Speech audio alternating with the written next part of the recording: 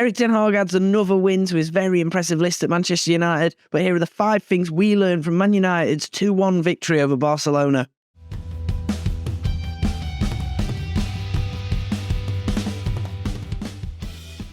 In at number 5, it's been such a massive improvement from last season, what we saw at Man United.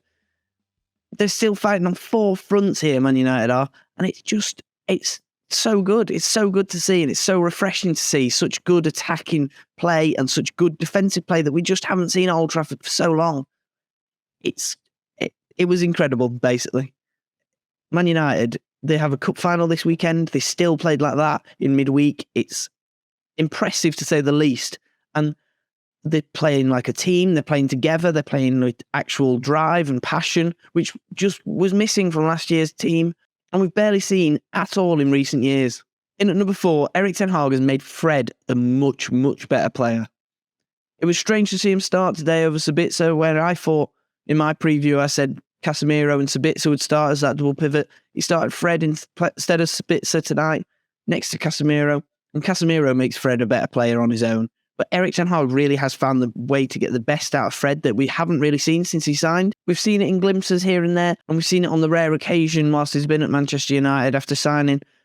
But Erik ten Hag's got him playing a different way that we've never really seen before. He's not playing as that sort of defensive midfielder that he was playing in a double pivot next to Scott McTominay, which got him that nickname McFred. But it's just better to see him getting forward a bit, getting stuck in, letting him really roam as much more like he did at Shakhtar before Manchester United signed him, and why he was so highly rated by so many clubs around Europe. It was that tenacity, that sort of doggedness to get into midfielders and get stuck into the game and get forward and get back and sort of box to box. And we never really saw that at Manchester United. And Erik ten Hag's let him do that. Next to Casemiro, he's given him the confidence to play that role so much better.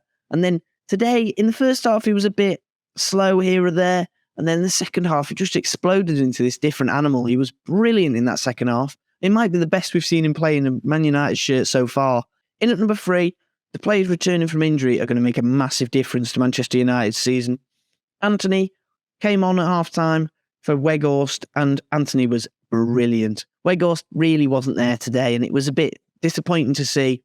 And Ten Hag made the sensible substitution by bringing him off. And in recent weeks, Ten Hag's been really stuck with bringing Weghorst off, but he moved Rashford up front, he moved Sancho out to the left, he moved Bruno back into the centre, and he moved Antony out onto the right. And it just worked so well. And Antony coming back in, these injuries that have been sort of plaguing the squad recently, in recent months, Antony came on today and made the difference today. I don't think Man United would have won if Antony hadn't have come off that bench. The pace that Antony offers on that right wing is just astronomical. The sort of creation, the actual options. He was staying very wide tonight, which meant that Alex Balde really had to sort of stick on him a bit more than he would against sort of Rashford, where he could sort of drop off, push into midfield. Alex Balde didn't do that in the second half, and that was down to Antony.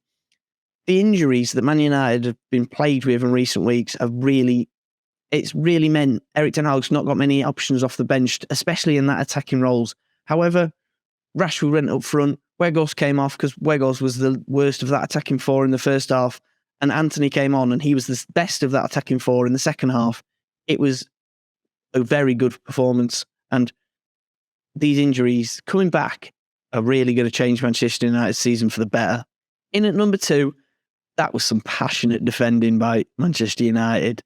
The Red Devils seem to have this defence now that just scream at each other, and it's great to see the passion that's there from Martinez, Varane, Casemiro, Fred, Shaw, even Dalot at times. Wan-Bissaka seems a little bit more quiet, but Wan-Bissaka's an underrated part of a Manchester United side that's been really good recently.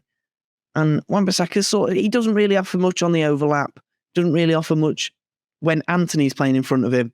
But when sort of Rashford's playing in front of him, or Sancho's playing in front of him, or Bruno Fernandes is playing in front of him, he offers them a lot more defensive solidity that then, when Antony's on the ball, he really needs that overlapping run, which Wan-Bissaka, we know, lacks in that.